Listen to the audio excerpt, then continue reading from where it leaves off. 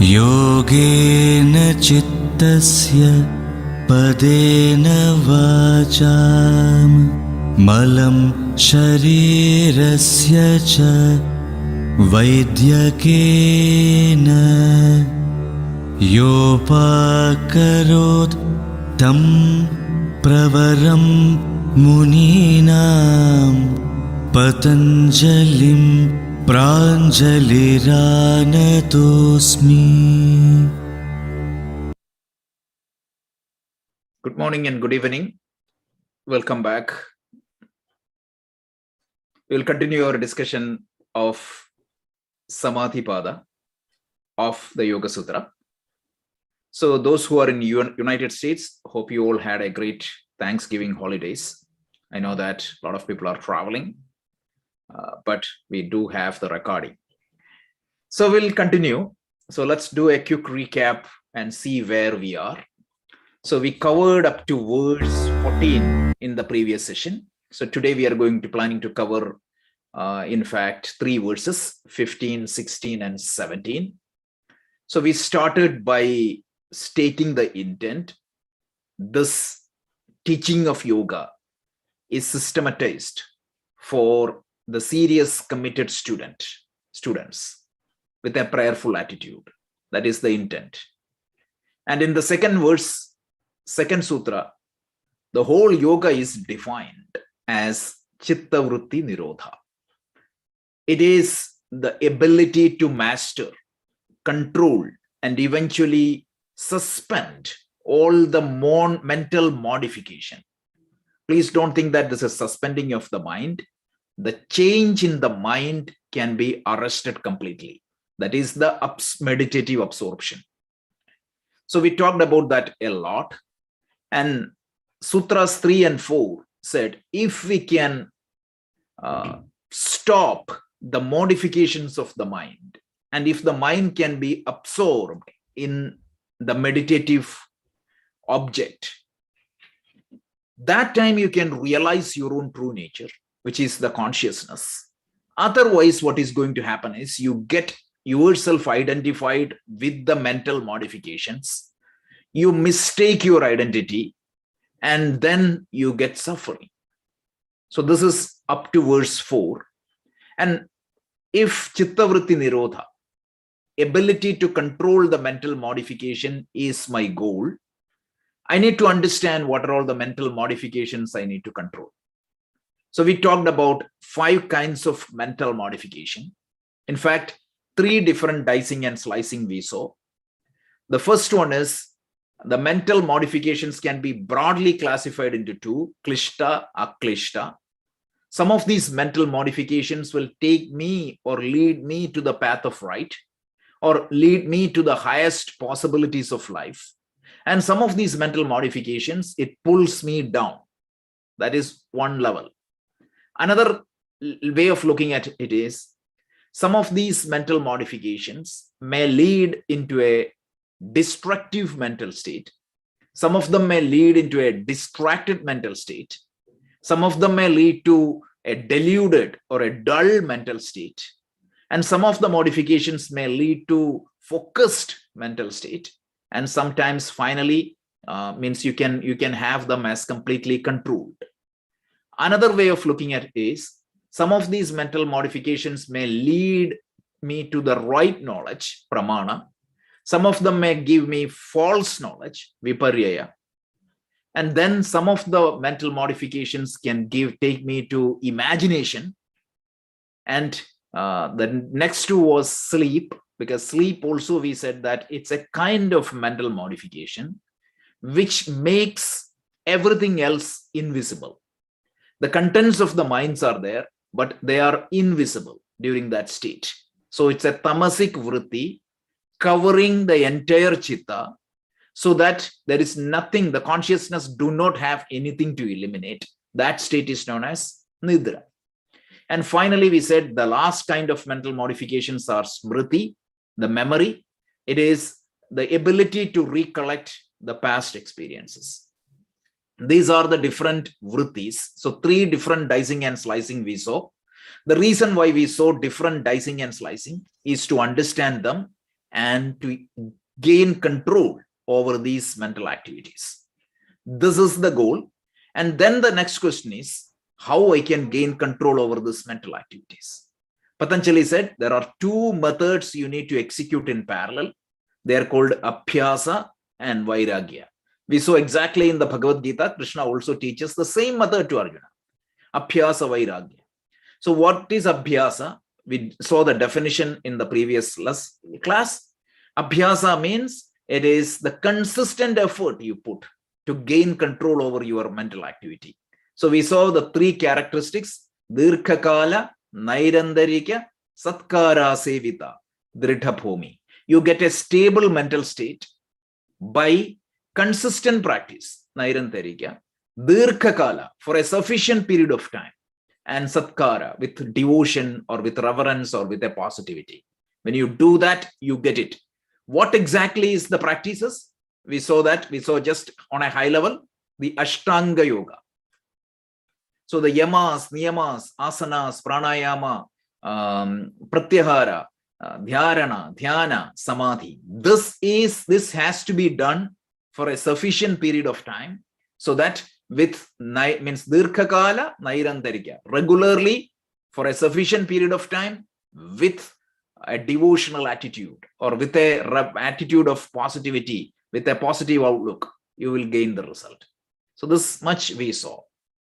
So now what we have to do is need to understand what is the second component. It is not just the Abhyasa, but the Vairagya also needs to be understood. So on a high level, what we said is, we are going to imagine like it's the flow of chitta, or the flow of thoughts is like the flow of a small stream. And what you are trying to do is you are trying to redirect the flow of that stream from the path of pleasure to the path of good. So one thing is you need to put effort to redirect the channel, redirect the flow of the stream, and also at the same time you need to put a block, or means for this stream from flowing into the wrong channel. So effort of redirecting the flow of the channel is known as Abhyasa, and the effort you put to block or control the flow into the wrong channel is known as Vairagya. So today we will see what is Vairagya.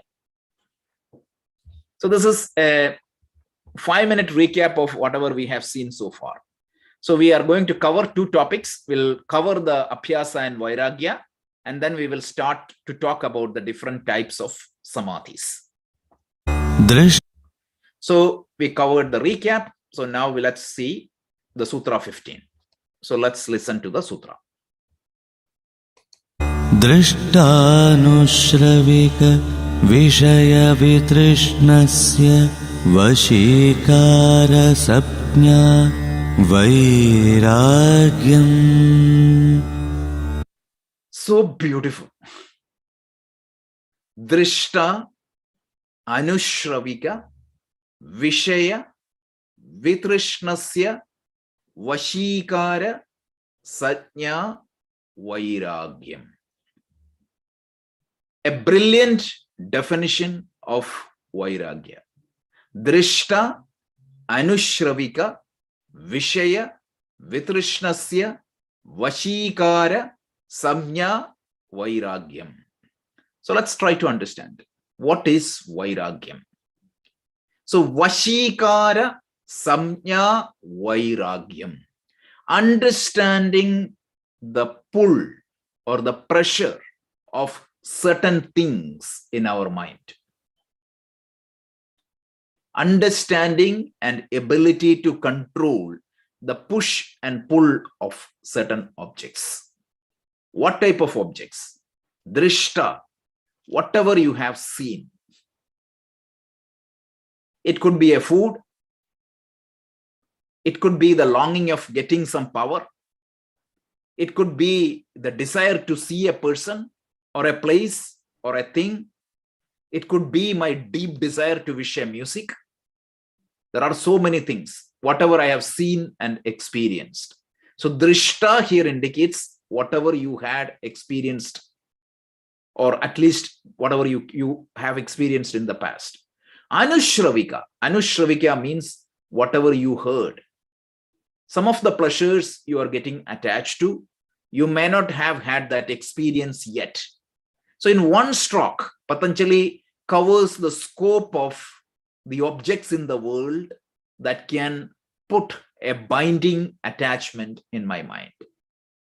See, detachment here means it is not from desires, it is only from the binding desires. So the binding desires towards whatever I have seen and experienced, or whatever I haven't seen but heard, or at least in my mind, freedom from those two are called vairagyam. Vashikarasya. Vashikarasya means the ability to pull.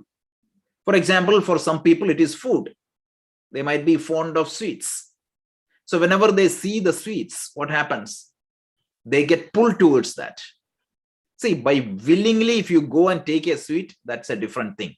But if you know that you cannot take sweet, but when you are in front of the sweet, they are controlling me. This is exactly what Vyasa said. If you have control, that is not means you have vairagyam. But if they have control, when you put in place of such objects, you do not have control. And even though you want to do something, you fail to do that. That is what is called as this Vashikara power. So these sense objects have that power. Money has that power. Several things has that power. Food has that power. The opposite sex has that power. Money, everything has that power. So do you have binding desires? And when you have that binding desires, definitely that is not good for yoga. So yoga is telling us to gain freedom in relationship and freedom in relating to things. For example, if I see a sweet, the freedom should be in my hand. What does that mean? If I want, I can eat. If I don't want, I don't want to eat. Everything in the world, relationships, people, places, things, bring that freedom.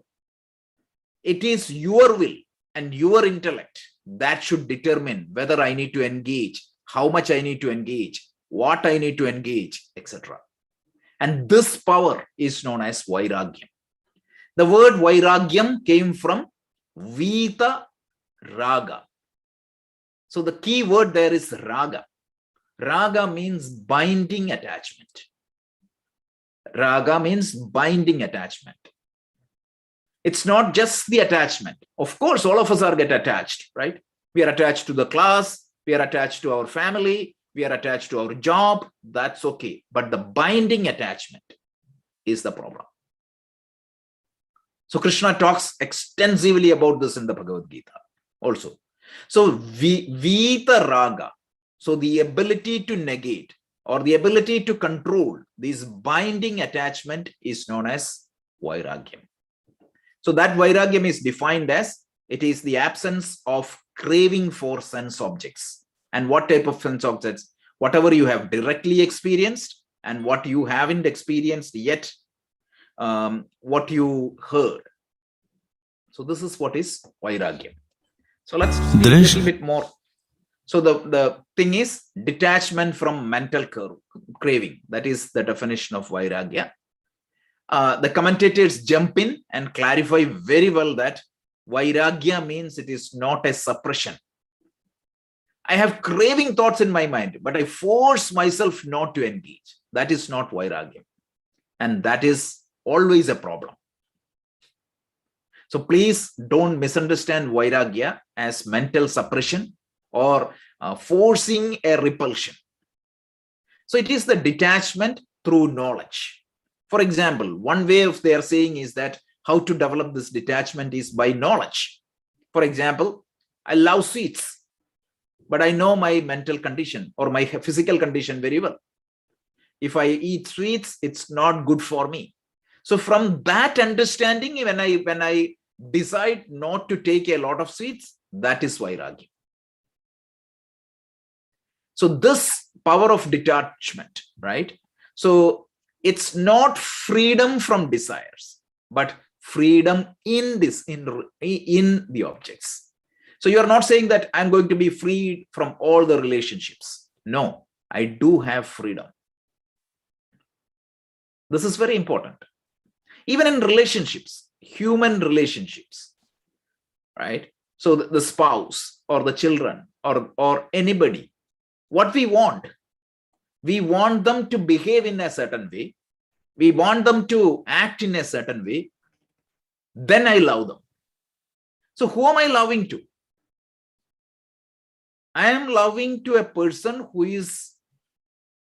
I define. So that is not giving space or freedom in relationship. Most of the relationship, this is the problem. We need to identify and accept that person as himself, as long as he is not going against the dharma. So if he is operating under the sphere of dharma, definitely I should be able to accept him. So this is Vairagya. Vairagya is a big topic, which we will see later in more detail. But this is on a high level, this is the definition of Vairagya. Vitarka means it is the ability to detach myself from the binding desires. So a little bit more points here. So this detachment from the mental cravings, it could be seen. That is what we said, drishya. It could be imagined. For example, somebody is very much attached to a place or a thing which he is imagined. He is not at experience that, but in imagination, that attachment also is not good. And finally, sometimes the scriptures also reveal or raises certain point. For example, some people are so much addicted to heaven. Please don't take it as a joke. There are so many people in this world who lives to reach heaven. Heaven-bound people. That is also an attachment. So Patanjali negates all that thing. So attachment for going to heaven or attachment for the objects that you have seen and experienced or imagined, all that comes under this scope of Vairagya. All that needs to be controlled. A little bit more understanding of this topic, even though the sutra is not going to talk about that. When you think about Vairagya, this Vairagya can be achieved in 4 different stages. So let's try to understand the 4 different stages of Vairagya. So the first stage of Vairagya is known as Yatamana. Yatamana. This is from the Sankhya, right? So I pulled this from the Sankhya Karika. So the first stage of Vairagya is known as Yatamana. Yatamana means I do have binding desires all over. Nothing is controlled, but I realized that I do have binding desires and I need to gain control, and I started putting effort. So I have a commitment, I started the practice, but I haven't reached any state. So this is the preliminary stage. It is called Yatamana. So that is the practicing stage. The second stage of Vairagya, with a little bit of practice from Yatamana, you may gain to the second stage, which is known as Vitarka. So the first one is Yatamana. Second one is called Vitarka, partially controlled. For example, I may have control over alcohol, but I do not have control over food. Some of the objects I was able to control through understanding and everything. But there is a lot of other objects which I need to control. I may have control over my eyes, what I see. I may have control over my ears, but I may not have control over my tongue. So this stage, from the initial stage where I do not have control over anything, I may progress to Vitarka.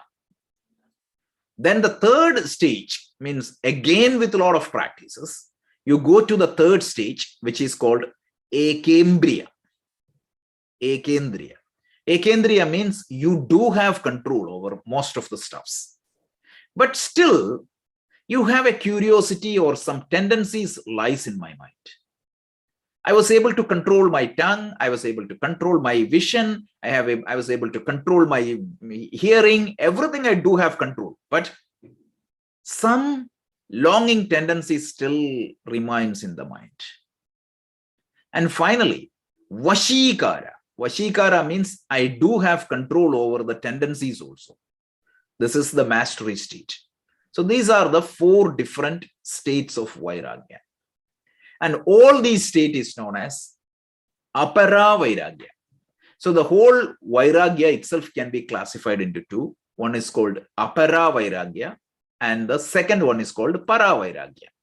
Apara Vairagya has 4 different substages. One is Yatamana, second is Vitarka, third one is Ekendriya, and the last one is Vashikara.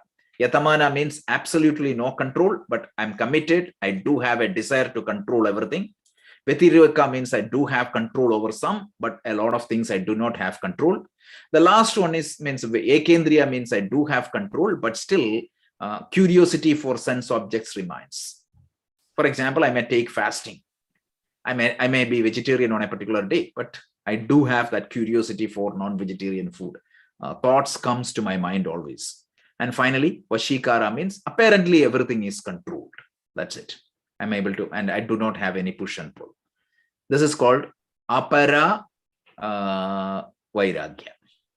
Para means Apara Vairagya, the problem is even at the Vashikara level, I do have control over the taste and lingering taste, everything. But still, there is a slight possibility of slip. If the situation goes really bad, or if the situation is really tempting, you can see that I may get slipped. So this, you can see that in Puranas, even the sages get slipped. You can see a Vishwamitra falling down in front of Menaka, etc., because they haven't achieved that Para Vairagya. So the Para Vairagya means it is the supreme most Vairagya, means you have identified the truth of yourself, right? You have identified the truth of yourself and you have experienced the most supreme joyful experience of your life. And that is the state. There is no way any of the objects can put any binding desires on me. So that state, which is achieved through self-realization, that is Paravairagya. Everything else is Aparavairagya. But even in the Aparavairagya, it falls through 4 stages. Any questions or comments? Means detailed questions we can have at the end, but any quick questions or any clarifications required? Let me just quickly recap this verse. We said Vairagya is the second discipline one need to follow for gaining Chittavritti Nirodha. Vairagya means it is the ability to put a break of the flow of the mind from going into unwanted path. And what is Vairagya? It is the ability to gain control or gain control over the binding desires. And what type of binding desires towards? Towards the objects I have seen and experienced, and towards the objects I have imagined or I have heard or revealed by the scriptures. And this Vairagyam can be achieved in 4 different stages. The first stage is Yatamana, where, okay, I understand my weakness and I start my practice. That is Yatamana. And the second stage is Vitarka. I gain a little bit more control. And the third one is Ekendriya. I controlled almost everything, but still I have curiosity or desire. And finally, means Vashikara. That is the final stage where I do have complete apparent control of everything. So means just imagine, right, what exactly it is. Imagine the example of that stream, right? So the stream is coming. You want that stream to go away from your farm, right? And so what you do, you put a block there and you try to redirect the stream to another path. So Yatamana stage means you can see that, yeah, what happens? Even though I put a break there, a lot of water is even going through the original path. Vitarka means most of the cases the water goes to the other thing, but some cases the water goes to the original path. Ekendriya means you can see that occasionally you can see that some water will go. Vashikara means, yes, the water completely flows through the new path. But still, what happens if there is a tsunami kind of, or a big waterfall happens, an avalanche of waterfall coming, it may go to the original path.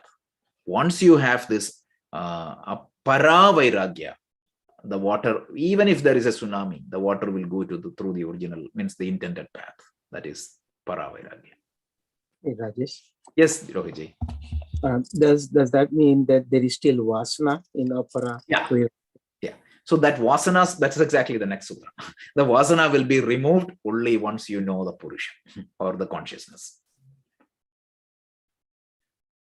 Excellent. So that's great. So we covered what is vairagya.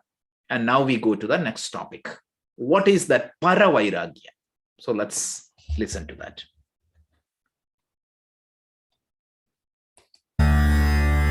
Tatparam Purusha Gyater Gunavaitrishnam. Tatparam Purusha Gyater Gunavaitrishnam. So Tatparam, that supreme vairagya, because the whatever we covered in the previous verse is not para vairagya, it's apara vairagya. The ultimate dispassion or the ultimate control comes only through tatparam. How? Purusha khyati. Purusha means consciousness, or in the Vedantic language, it is Atman. Khyati means knowledge. Only by knowing the Purusha, you will be able to get that supreme detachment. And how? Without knowing Purusha, you are controlled by your mental temperaments. As Rohitji said, by the vasanas. The vasanas is the flavor of your mental temperaments. The content of the mind has an ability to control you, right? We talked about that.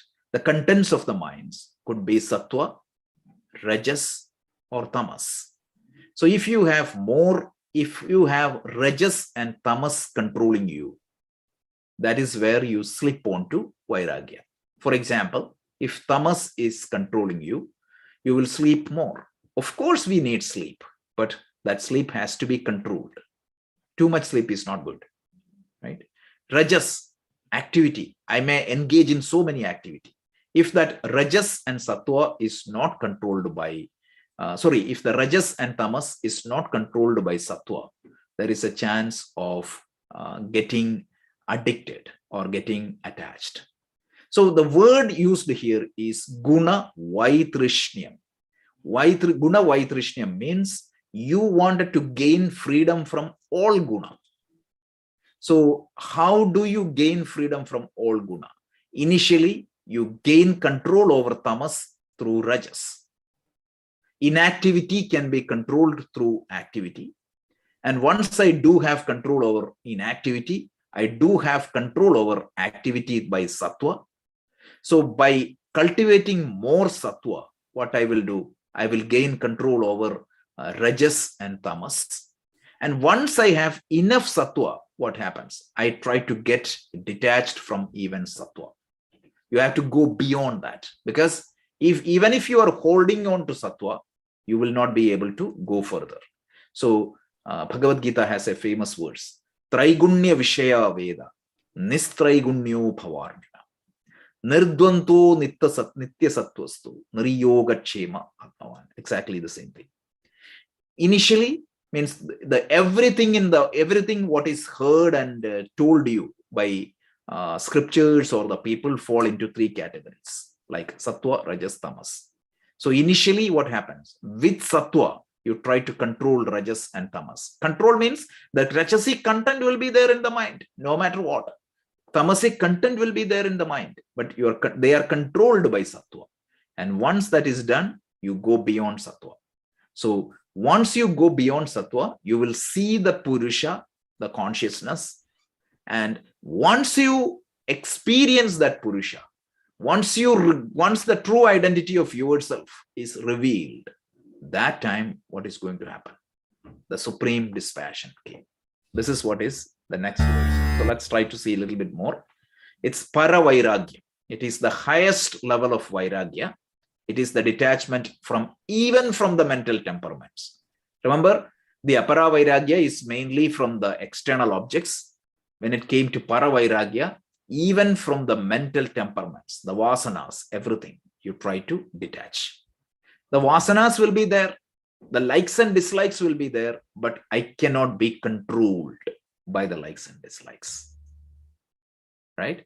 So my likes and dislikes would be completely controlled by me. I have control over them. They do not have control over me. Typically, it is the other way. The likes and dislikes control me rather than I controlling the likes and dislikes.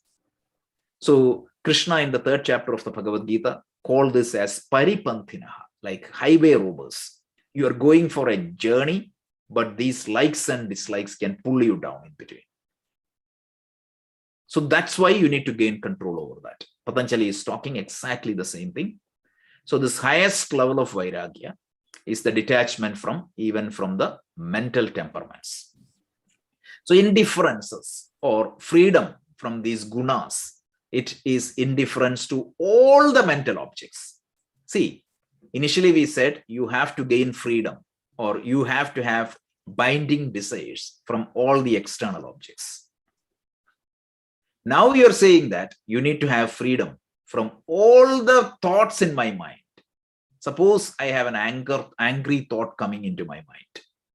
I should have the ability to see that objectively and decide whether what action I need to perform. Typically what happens when that anger thoughts comes to my mind, that thought will take control over me and then I will act accordingly. That is the difference. So the ability to see all the mental activities as mental activities, it's like a dashboard. When you see a dashboard, what action you need to perform, you will determine. Like that, you have the ability to see these mental activities objectively and you can decide what is to be done. That is the Paravairagya. And that is achieved only by knowing the Purusha. So you may say that this is like a deadlock. In operating systems, you have this deadlock, right? A is waiting for B, B is waiting for A. I can achieve the control over all the mental activities only by knowing the Purusha. And what is preventing me from knowing the Purusha is what? These mental attachments. So it's kind of a deadlock. So how do you solve that? Solution is simple. See, when you sit and meditate, what you can do in the seat of your meditation, you can eliminate the tamas and rajas through these meditative practices. We are going to see what exactly it is very soon. And once this rajas and tamas are eliminated, what happens? The content of the mind will be filled with sattva. Mind you, where? At the seat of your meditation. So when you are sitting and meditating, what happens? The tamas is removed, the rajas is removed, and the mind is still and quiet. And the content of that quiet mind is completely sattva. So when the content of that mind is completely sattva, you have an ability, it has that lucidity to see the Purusha. A sattvic mind can reflect Purusha properly. So that means in that still, quietened, arrested mental state, which is known as the Chitta Vritti Nirodha. When the content of the mind is purely swatik, you do have an option to look back yourself and try to understand the Purusha. And once you understand your true identity, once you understand your true identity as Purusha, which is different from the Prakriti, which is different from the mental modification, thereafterwards, you will not be controlled by the Prakriti. So this is the technique followed by the yoga. So this, again, this Paravairagyam or the ultimate dispassion comes only by knowing the Purusha or the consciousness as Ishvara. And how do you do that? Through extremely powerful meditative practices. That is why you practice you do like still your mind and make sure that the rajas and tamas is completely eliminated from the mind at the seat of that meditation. And you're completely absorbed in that mental state, which is purely swatik. And that is the time you have an ability to face meet with your own true identity, which is Purusha. And this is how you achieve Paravairagya. And once you achieve the Paravairagya, there is no going back. Krishna reassures this in the Bhagavad Gita. So this is the second sutra. So this covers, right, up to verse 16 covers the vision of the Yoga Sutra. If you just pause and think, now everything is the details. Of course, up means the like different stages of samadhi, the details of the practice, all that is going to come. But if somebody wants to understand the entire vision of the Yoga Sutra, these first 16 verses covers it. So on a very high level, the first sutra defines what is, the statement of intent is clearly given by Sutra 1. Sutra 2 is defining yoga. 3 and 4 tells if I am in yoga, what is the benefit? And if I am not in yoga state, what is the problem? And then Sutra from 5 to 11 defines the different types of mental modification: pramana, viparyaya, vikalpa, nidra, smritayaha. And also it defines what is klipshta, aklishta. And then finally, verse 12 to 16 defines how I can control these mental activities. 2 methods are given, abhyasa and vairagya. And then what is abhyasa we defined, and what is vairagya we defined. What are all the 4 stages of apara vairagya we defined. And finally, we defined the ultimate stage of vairagya is para vairagya, which can be done only by knowing the Purusha. So this sequence, if you have it in mind, it is very easy to retain Yoga Sutra, right? So this is how it should be. Any comments? Otherwise, we can go to the next topic.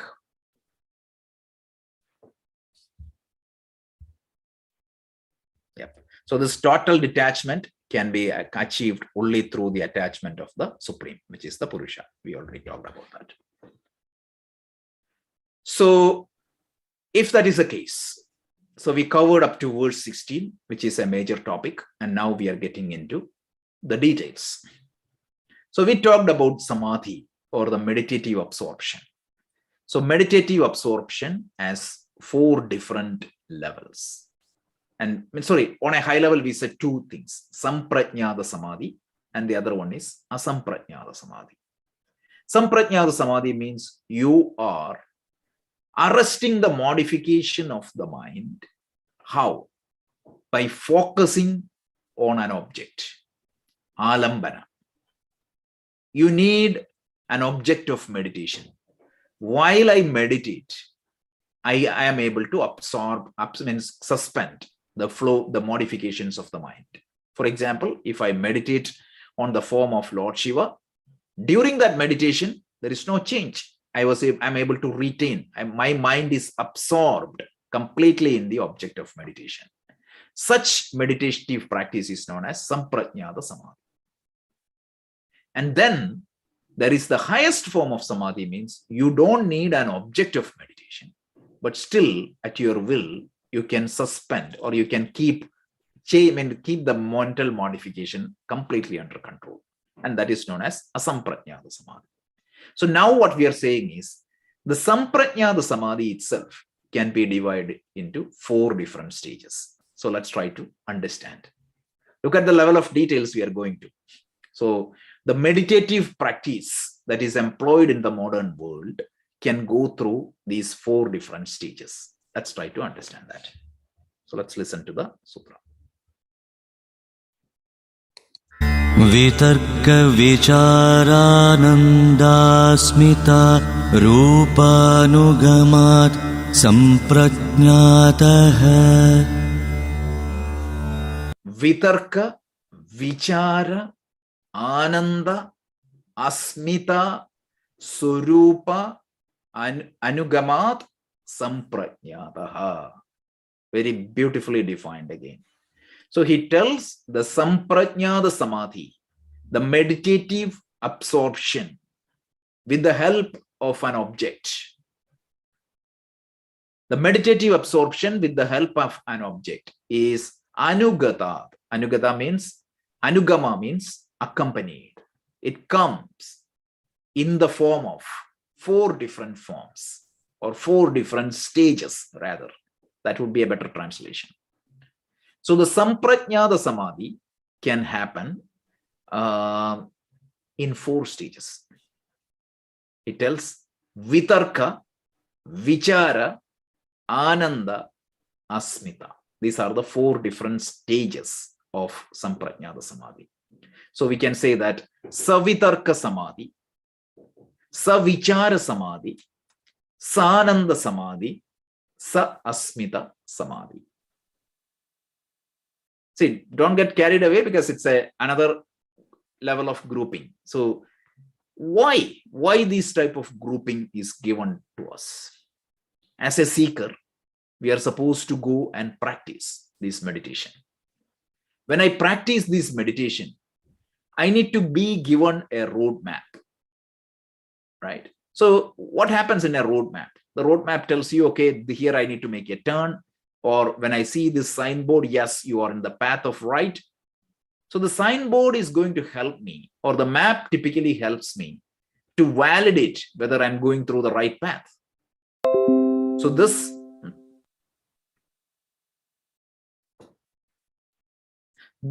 particular 4 different stages is going to give a seeker to reconfirm whether he is in the right path of meditation.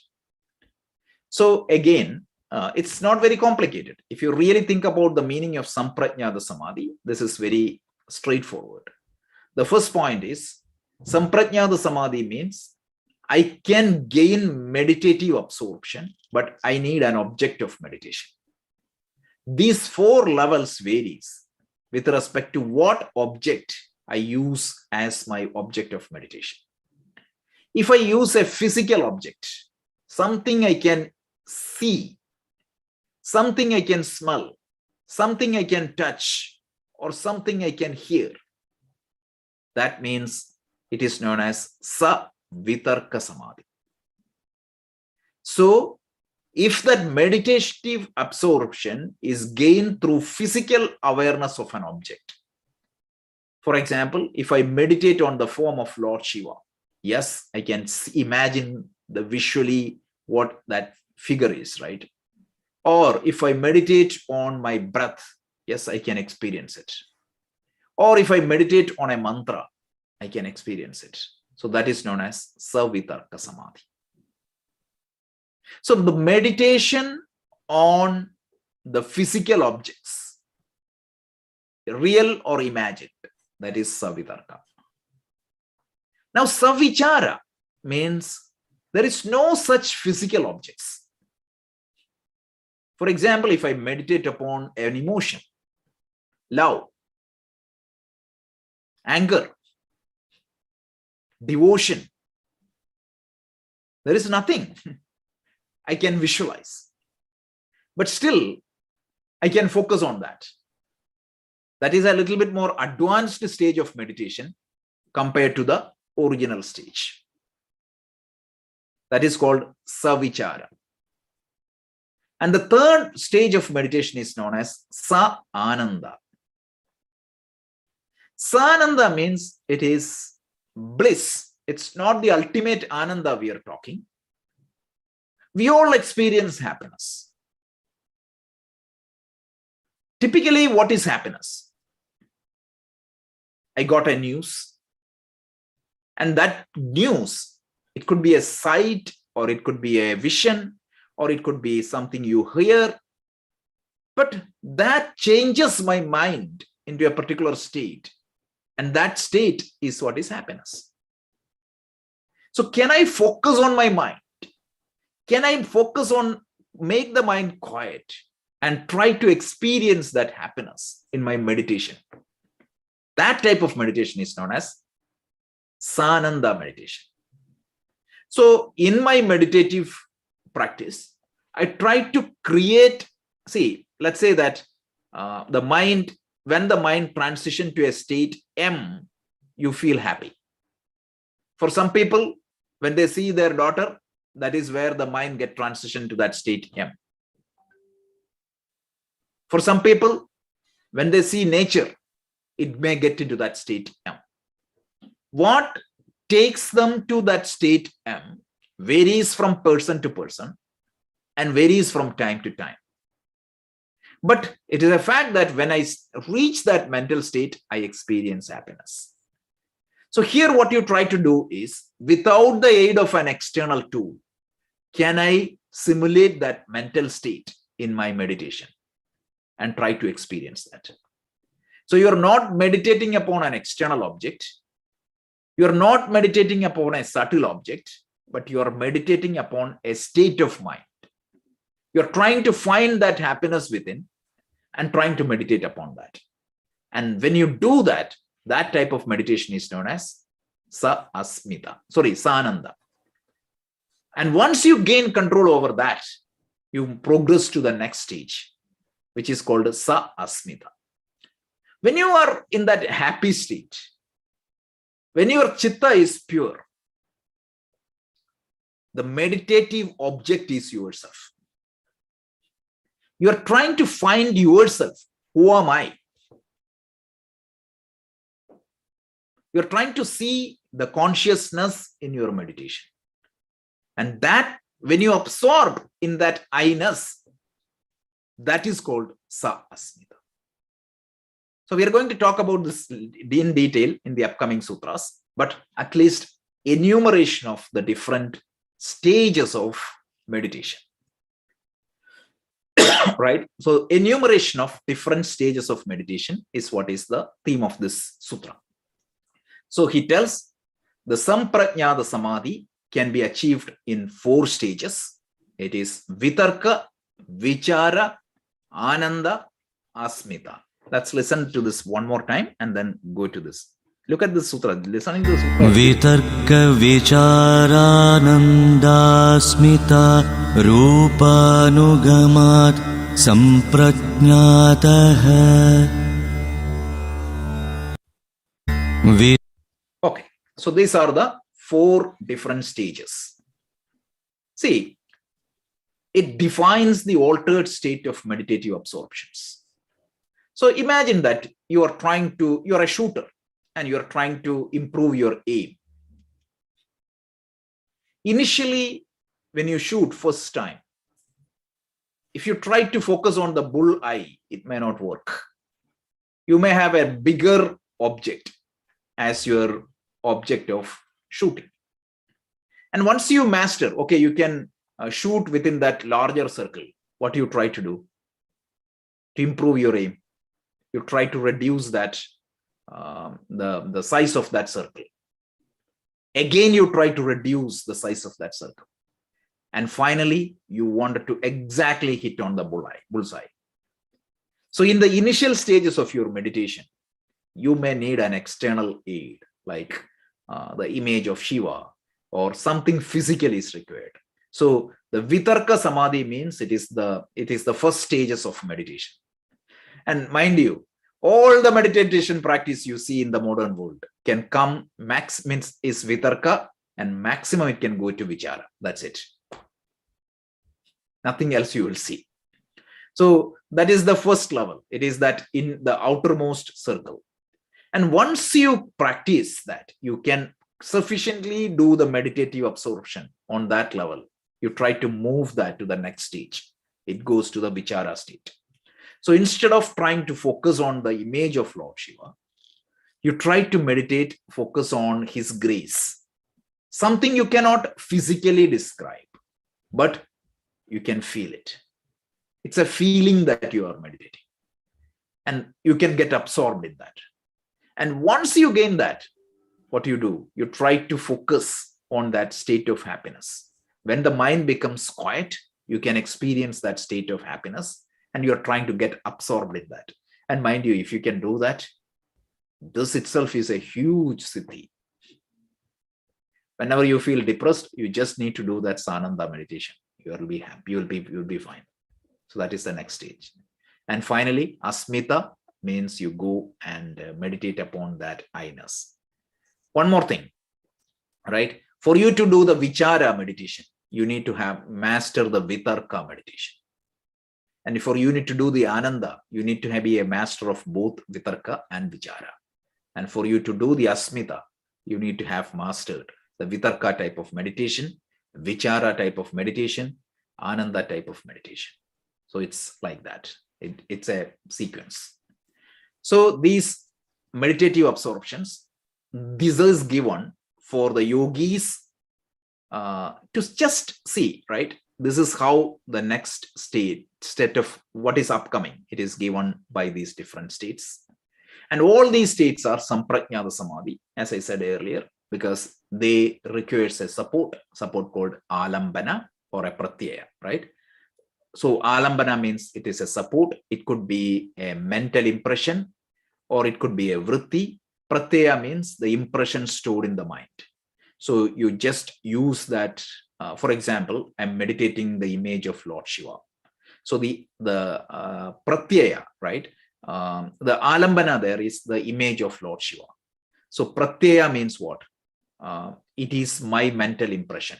So I might have gone to Kedarnath and I might have seen the idol at Kedarnath. So that image is in my mind. It is there as a mental impression. So I try to create a vritti from that mental impression, which is the image of the Shiva. But the difference is that vritti is arrested. It won't change. So my mind will have that image of Lord Shiva always, and that is how it is.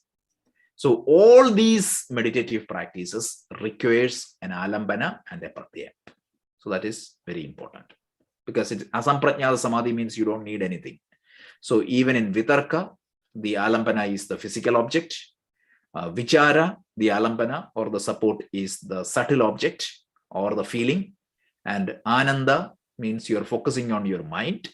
And Asmita, you're focusing on your own Purusha. You're trying to see your own consciousness. So everywhere there is an alambana. And finally, just a scholarly information, you can see a wide disagreement between the commentators on the third one, right? What is the Ananda type of meditation?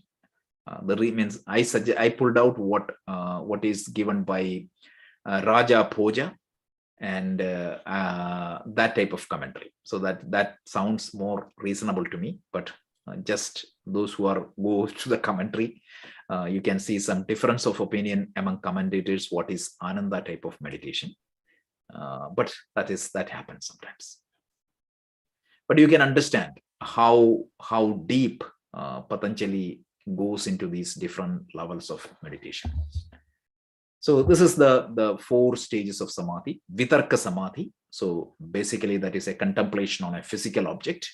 So image of Lord Shiva or a mantra or a feeling or some sensation in your body, all that comes under the Vitarka meditation. So all the meditation classes Gina does and all you hear from various scripts comes under this category. Vichara means you contemplate upon the subtle object. Like if you are meditating on Lord Shiva as the first, but you talk about your devotion towards him or the grace of him or the love you have towards him, that is the Vichara Samadhi, which is more difficult than Vitarka Samadhi.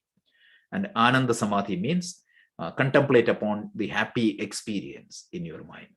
And Asmita Samadhi means you contemplate upon the nature of consciousness when the mind is pure, calm, and controlled. These are the 4 stages of Samprajnata Samadhi. So that covers the topic we wanted to cover today. So we covered 3 sutras mainly today. We finished 2 top sutras were on the topic of Vairagya. We covered the Vairagya as my ability to gain freedom from all the external objects and imagined objects. So the Vairagya is defined as ability to gain freedom from all the objects I have heard, I have experienced, or even revealed by scriptures. And we said the vairagya is of two types, para vairagya and apara vairagya. And apara vairagya comes in 4 stages. If you remember, 4 stages, we talked about that, right? So the initial stage where the vairagya means it is just pretty much you do not have control, but you started the practice. It is known as yatamana. And the second stage is vyatireka, where you have partial control. And ekendriya, you have control, but still you are curious. And vashikara means you have complete control at this point of time. And thus this sutra refers to this vashikara vairagyam, which is the final stage of apara vairagya. And then Patanjali said, the final stage, the final vairagya can be achieved only by knowing Purusha. So that is what it is. And then Paravairagyam can be known only by knowing Purusha. And then we said the Samprajnata Samadhi has 4 stages: Savitarka, Sananda, Sa Asmita, Samprajnata Samadhi. So this is the topic we covered. We will just listen to those 3 sutras once again, and then we will close with prayer and then go to the Q&A. So just listen to these 3 sutras we covered today. दृष्टानुश्रविक विषयवितृष्णस्य वशीकारसंज्ञा वैराग्यम् तत्परं पुरुषज्ञातेर्गुणवैतृष्ण्यम् वितर्कविचारानन्दास्मिता रूपानुगमात् सम्प्रज्ञातः. Beautiful. So let's listen to the final prayer, and then we can go to the Q&A.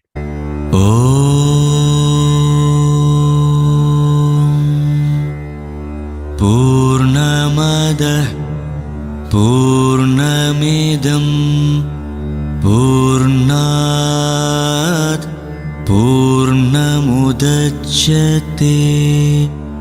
पूर्णस्य पूर्णमादाय पूर्णमेवावशिष्यते.